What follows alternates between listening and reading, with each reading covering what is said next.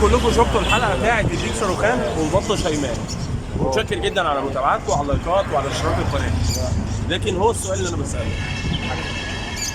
لو انتوا كان البطه شيماء عملت كميه المتابعات الرقم الرهيب اللي احنا شفناه على اليوتيوب، رقم كبير قوي، يا باشا مكانك، هنقول لكم اشتركوا في قناتنا وهتابعوا كل جديد. كنت فاكر ان انا صورت حسين ولقيت عنده المفاجاه، بطه بتسمع كلام، ديك مؤدب بياكل مراته قبل ما هو ياكل، ولو مراته لا وهو بياكل مراته ما بياكلش الا لما مراته تشبع الاول. تعالوا كده بس، انا شفت حاجه غريبه عند حسين لاول مره في المجتمع المصري، ممكن تبقى موجوده في الصين، في كوريا. حسين ده ايه يا حسين؟ ازيك الاول؟ السلام عليكم. بس بصراحه الخضه انت خضتني، ليه ده يا حسين؟ دي تماسيح نيليه. تمساح؟ تمساح نيل؟ يا نهار ابيض. بس الحمد لله احنا عندنا هنا السد العالي بيحجزهم ورا السد، ما بيعدوش علينا. طب ايه اللي جابهم اسكندريه؟ برضه تجاره. يا سلام. يعني انت بتبيعه عادي يا حسين؟ بيحصل له ايه ده؟ يعني ده بيعض ده ولا ايه؟ ده بيوصل حوالي متر و20 خلال سنه. خلال سنه. بس بيديله مساحه. اكله ايه؟ سمك، لحوم. هو بياكل لحم.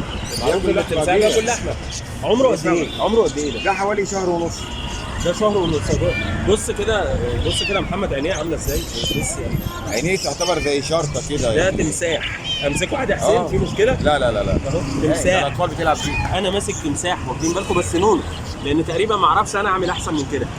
يعني انا لو حطيت له صبعي لا لسه صغير. لسه صغير. هو دلوقتي بياكل ايه؟ هو عمره قد ايه ده؟ كده بياكل سمك. عمره قد ايه ده؟ شهر ونص. شهر ونص وباكل سمك. وبعد كده هياكلني انا، بس ربنا يستر. امسك حسين كويس، الله يبارك لك.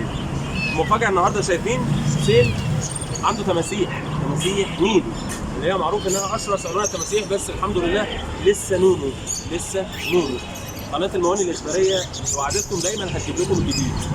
كنت المره اللي فاتت حد صديق لينا قال لي وصلت لدرجه ان انت جبت بطه، بس انا مش اي بط، البطه شيماء والديك شاروخان، والمره دي معانا تمساح. ينفع تكون تجربه وهو بياكل يا حسين ولا صعبه؟ لا مفيش حاجه صعبه، بس يا رب هو يرضى ياكل. سمكه صغيره كده. نحط له سمكه صغيره كده. هيرضى ياكلها 90%، بس محتاج سنه ميه، ازود له سنه ميه. ان ده تمساح في الشارع وسط الناس، مش عارف ليه حاسس ان انا في كوريا، حاسس ان انا في الصين. يمكن الصين وكوريا ممكن ده يحصل، انما انا صعبان عليا السمكه يعني. هي غريزه يا باشا. غريزه. بس سبحان الله يعني. انت عارف يعني ده طلع من بيضه من شهر ونص مثلا. بيض التمساح بيفرق عن بيض الطيور؟ ما اعتقدش. زي بيض التعبان كده. شفتوا المفاجاه؟ تعالوا كلنا نعمل لايكات وشير واشتراك في القناه، وافتكر حسين مش هيسيبنا الا كام يوم. لسه مجموعه تفريخ انواع سمك معينه كده. مش هتجيب لنا صوت كده المره الجايه وانت جاي او تعالب ولا حاجه؟ عارف سمك الماسه اللي هم فرغوها وانتجوها الداخل وصنعوا الكميه. ان شاء الله داخلين في حاجه زيها كده. الحلقه الجايه سمك الماسه مع حسين الهواري.